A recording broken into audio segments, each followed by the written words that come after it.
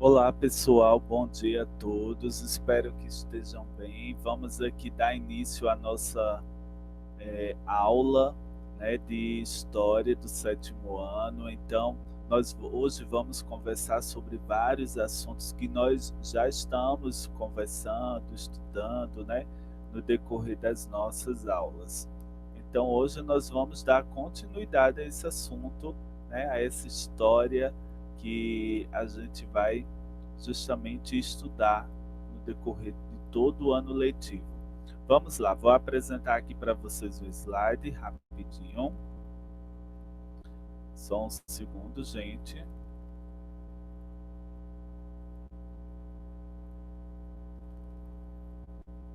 Está aqui a atividade. Também hoje nós vamos ter atividade no final. Deixa aparecer aqui para vocês. Pronto, eu acho que vocês já estão aí vendo o slide, né? Então hoje nós vamos trabalhar, gente, o assunto sobre a expansão marítima. Então nós vamos tentar compreender como se deu esse processo de transição, justamente da Idade Média para a Idade Moderna. Vamos também, no final desse segundo capítulo, identificar a importância do desenvolvimento do comércio, né? Que importância teve esse comércio é, para a realização dessas grandes navegações e compreender também esse processo de centralização política de Portugal. Nós vamos ver que os países europeus eram as grandes potências naquele momento ali. Então, e conhecer esses fatores que levaram a esse pioneirismo, né? Porque os países da Europa foram os primeiros a se aventurar aí pelas grandes navegações. Então nós vamos estudar isso também, vamos falar sobre e vamos compreender também, identificar aí na verdade as navegações portuguesas, espanholas, inglesas, francesas e holandesas e compreender a consequência dessa expansão marítima que veio a mudar completamente, né, toda a história. Então a gente começa aqui a expansão marítima europeia. Deixa eu colocar aqui meu mouse mais para cá para facilitar o trabalho. Então, pessoal, nós vamos ver que entre os séculos aí 11 e 14, algumas cidades da Península Itálica, né, como Veneza, Gênova, tinham um forte controle das rotas comerciais que cruzavam o mar Mediterrâneo. E os comerciantes dessas cidades abasteciam os mercados europeus justamente com os produtos que vinham do Oriente, como especiarias como cravo, canela, pimento, gengibre, né? Também ó, a seda, pedras preciosas, tapetes, peças de artesanato. E essas mercadorias elas eram levadas por estradas e rios, né, para o norte da Europa, em particular aí justamente para a França e para os Países Baixos, justamente a fim de serem negociadas com os grandes mercadores ali, mercados, né, da cidade da Península Itálica. Então começaram a buscar novas rotas marítimas, justamente para se comunicar com os mercados do norte, e eles passaram a utilizar aí a rota Mediterrâneo-Atlântica. Olha só, vamos dar continuidade aqui, né? Então, esse primeiro período é um período de transição, né?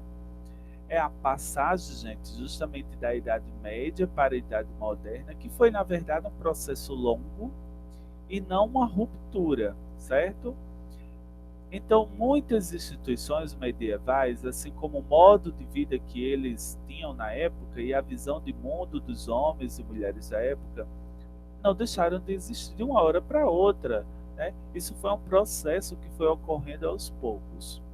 Ao contrário, permaneceram por vários séculos, e essa passagem é uma idade, de uma idade para outra, além de ser aí gradual, ela também, gente, não se deu de forma uniforme, né? Em toda a Europa. Ela foi marcada justamente por mudanças em um determinado lugar aconteceu de uma forma e de um tempo, em outro também já de outra forma. Entre as principais mudanças que nós vamos poder destacar aqui para vocês estão o crescimento das trocas comerciais que existiram, o surgimento de um novo grupo social que era composto justamente, principalmente ali pelos mercadores e artesãos. E o nome que se dá a esse grupo, gente, é justamente aí burguesia, né? Então nós vamos ver que o desenvolvimento do comércio aumentou a necessidade de metais preciosos, justamente aí para se utilizar como moeda. É interessante que nessa época nós vamos olhar que as minas europeias elas não conseguiram aí satisfazer essa demanda justamente por esses metais. Então eles passaram a explorar, sobretudo, o litoral atlântico da África e também a região mais que era a região mais rica ali em metais. Aqui, pessoal, nós temos uma linha do tempo que mostra justamente, né, todo esse processo das grandes navegações, ó. 1492, Cristóvão Colombo chega à América. 1494, o Tratado de Tordesilhas, que nós vamos falar também de geografia. E 1555 a 1654 fala aí sobre a invasão holandesa e francesa na América Portuguesa. Então, aqui esse mapa ele vem mostrando justamente as rotas comerciais da Baixa Idade Média, né? Por onde eles andavam, por onde eles passavam, onde era feito todo esse comércio. Olha só, entre as permanências de algumas, né, coisas assim desse período, vai se destacar a manutenção dos antigos feudos, né? O que eram esses feudos, professor? Era a posse da terra e era hereditária, né? Continuaram a determinar a condição social e jurídica dos indivíduos. Depois, em geografia, nós vamos também verificar que aqui no Brasil, né, o rei de Portugal ele deu terras, né, aos nobres. Então essas terras eram as capitanias hereditárias, elas ficaram, né, elas foram passando de pai para filhos e se perpetuando ali no poder, como eles mandavam, como eles organizavam. E embora parte da burguesia gente tivesse enriquecido, ainda prevaleciam os privilégios de nobres e clérigos, né? Nas áreas rurais mantinham-se as obrigações civis, como a cuveia e o dízimo, né? Então eles tinham que dar ali também a parte que eles conseguiam. Vamos lá, pessoal. Para entender o mundo moderno, devemos estudar as transformações pelas quais a Europa passou nos primeiros séculos da chamada Idade Moderna e também compreender por que esse período foi assim nomeado. Então, no decorrer dessa aula, nós vamos falar muito sobre isso, nós vamos entender e compreender certos acontecimentos do passado que refletem até os dias de hoje. Bom, e aqui vem falando justamente sobre esse processo, transição, rupturas e permanência. O uso da palavra transição quer dizer passagem, mudança de um lugar ou de um estado de coisas para outro. Já em história, gente, transição significa passagem lenta, né, de um período para o outro. Ruptura, né, é aquilo que é brusco, né, foi cortado bruscamente. Dá um exemplo aqui, você está paquerando, está namorando com a pessoa e de repente você acabou bruscamente sem ter acontecido nada, né? Ao pé da letra quer dizer rompimento, interrupção, certo? Acabou, cada um para o seu lado. História, a palavra indica mudança brusca, transformação social, né? Ao passado, em relação ao passado. Permanência é uma coisa que vai permanecer, vai designar continuidade, manutenção. Na história, as permanências são identificadas em geral como heranças do passado, características que ficaram, que não se alteraram ao longo do tempo ou que se alteraram apenas de forma superficial. Então, nesse capítulo, ao estudar o longo período de transição entre a Idade Média e a Idade Moderna, nós vamos ficar atentos aí a algumas rupturas e permanências que ocorreram nesse período, tá? E aqui vem falando sobre trabalhando conceitos, né? Costumamos usar a palavra aí moderno para qualificar algo novo, atual, recente. No entanto, o período da história europeia, conhecido como Idade Moderna, tempos modernos, Gente, não é recente, ele corresponde a um espaço de tempo aí compreendido entre o século XV, né, e o século XVIII. Quando e por que se resolveu chamar esse período, né, de tempos modernos, já que faz tanto tempo? De onde vem esse nome? Ó, os seres humanos, gente, eles integram as sociedades clássicas da antiguidade europeia, que hoje denominamos aí antigos, né? Nunca se chamaram por esse nome. Da mesma forma, viviam um dia, né, seria conhecido aí como Idade Média. No entanto, muitos dos que viviam entre os séculos XV e XVIII se autodenominavam pessoas modernas, né? Então foram eles que chamaram as sociedades gregas e romanas de antigas e dominaram também ali, denominaram Idade Média, o período entre o tempo antigo e o moderno. Então, para eles ali tudo era moderno, era novo. Então eles se sentiam à frente do seu tempo, né? E daí que vem a palavra tempos modernos ou idade moderna. Bom, e aí, gente, uma coisa bem interessante que nós vamos verificar que naquela época a Europa era o centro do mundo. Hoje nós temos outras potências mundiais. A potência mundial econômica, política, vamos dizer assim, e também militar, nesse momento, é os Estados Unidos. Professor, sempre foi assim? Não, certo? Naquele período nós vamos ver que a Europa era o centro do mundo, então não existia apenas um país que influenciasse o mundo, mas vários, Portugal, França, Espanha, por aí vai. Olha só, durante a Idade Média, o continente europeu não tinha muitas cidades, nem grandes riquezas, e sua população era pequena se comparada com as de outras regiões do mundo. Vários historiadores afirmam que naquele período a Europa poderia ser vista como uma periferia do mundo muçulmano. Os muçulmanos não só controlavam as principais rotas de comércio, como eles dominavam o mar Mediterrâneo. Contavam ainda com avanços conhecimentos científicos que fascinaram e influenciaram os europeus naquela época. No início da Idade Moderna, gente, ocorreram as viagens marítimas e ultramarinas, né?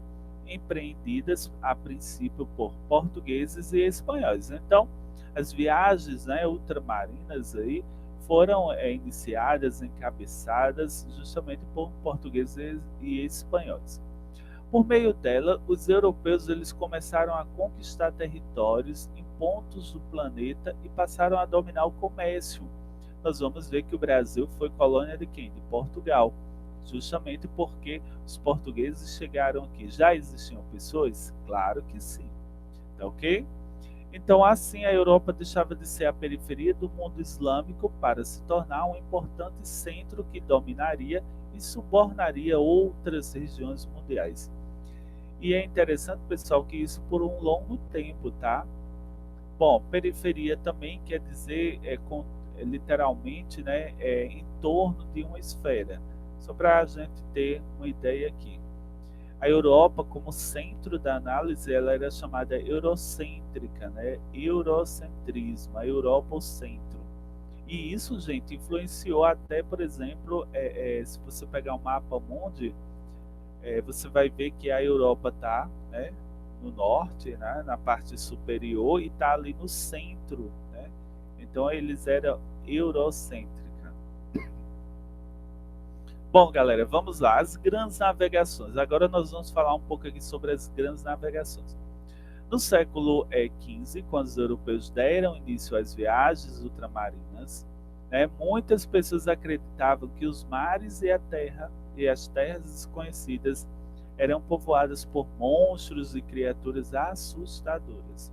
Alguns relatos de viajantes e aventureiros estimularam também a imaginação das pessoas, até daqueles que não participavam das viagens. Então eles ficavam curiosos para saber. Galera, hoje, quando nós temos qualquer curiosidade, nós vamos aonde? Utilizamos a internet, né? Fazemos uma pesquisa, buscamos informações. Naquela época não era assim. Então todo o conhecimento ali dependia das pessoas que estavam viajando, que estavam conhecendo os lugares. Então tudo era muito novo. Então esses mitos, né, essas histórias, elas se espalhavam muito rapidamente. Com o avanço das navegações, o conhecimento do planeta ele foi sendo ampliado, né, como mostra a cartografia aí do século XVI. E os europeus eles começaram a construir uma nova visão do mundo.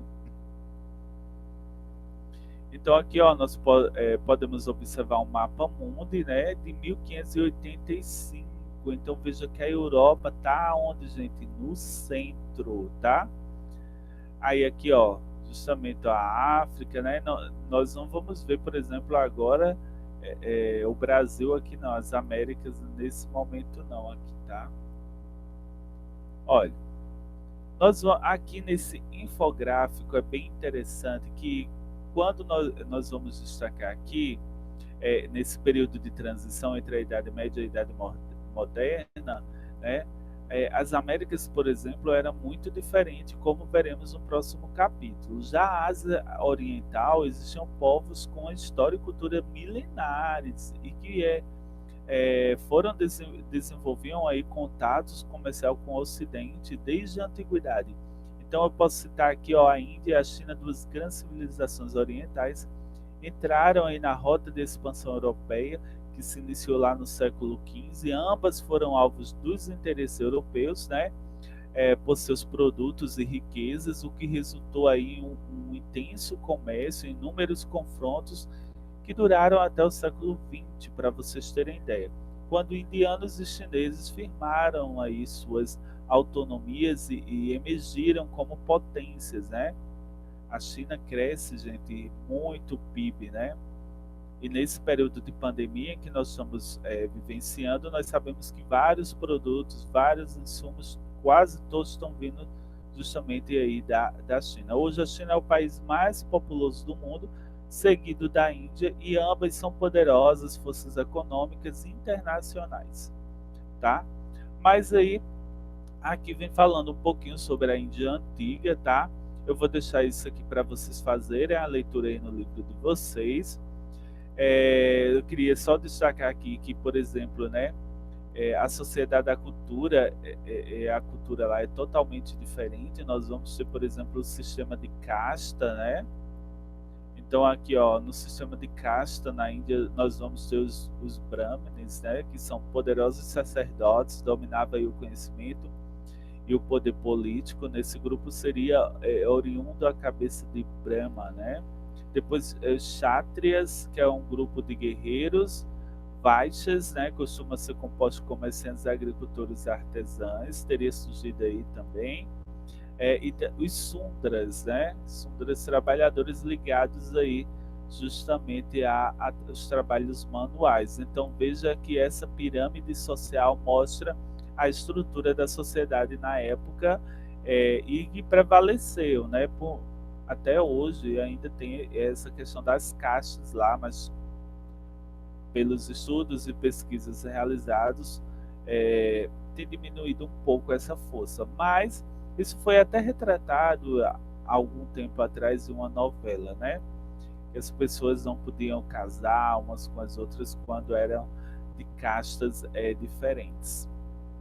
Já na China, gente, também, olha, eles tinham aí justamente uma forma de organização também, né? Então nós vamos ver que a região atual da China, segundo estudiosos, né, estudos arqueológicos, ela foi ocupada por grupos humanos há milhares de anos.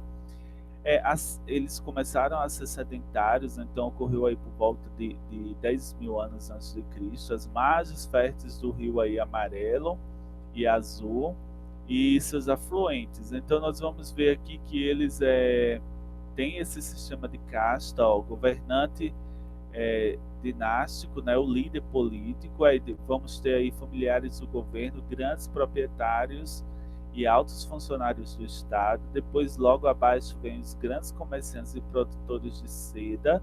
E por último, vem os funcionários governamentais, pequenos proprietários, rurais, artesãos, pequenos comerciantes. Veja que também é uma estrutura, né, uma pirâmide social muito parecida com a outra que nós vimos agora há pouco, mostrando a Índia, né? Bom, aqui vem mostrando a China e o Império Romano no final do século I, né, antes de Cristo. Então veja que o Império Romano, ó, tudo isso daqui, e nós vamos ter a dinastia, ó, Maurya, justamente aqui a dinastia Han, aqui, ó. Lembrando que eles foram justamente se ampliando aí, né, a partir das rotas que eles desenvolviam. Bom, mas aqui, gente, o que nos interessa também, que tem muito a ver com o que nós estamos estudando, é esse pioneirismo. Pioneirismo quer dizer, foram os primeiros, né? Então, pioneirismo português. Enquanto o restante da Europa sofria efeitos aí da crise do século XIV, Portugal dava início à expansão ultramarina, né, com o objetivo de encontrar novas rotas de comunicação com o Oriente. Essas viagens elas ficaram conhecidas como grandes navegações e elas possibilitaram, principalmente aos portugueses, entrar em contato com as Américas, terras que eram desconhecidas pelos europeus. Eles não conheciam, então eles chegaram justamente aqui na América. Vários fatores, gente, contribuíram para que os portugueses tomassem, na verdade, a dianteira nas viagens em busca dessas rotas, né, dessas novas rotas. E aqui eu vou falar duas, né? A situação geográfica, a primeira, a localização aí privilegiada, voltada para o mar, permitiu justamente aos navegadores portugueses lançarem-se com sucesso em direção ao Oceano Atlântico. E também, gente, o domínio de equipamentos técnicos de navegação.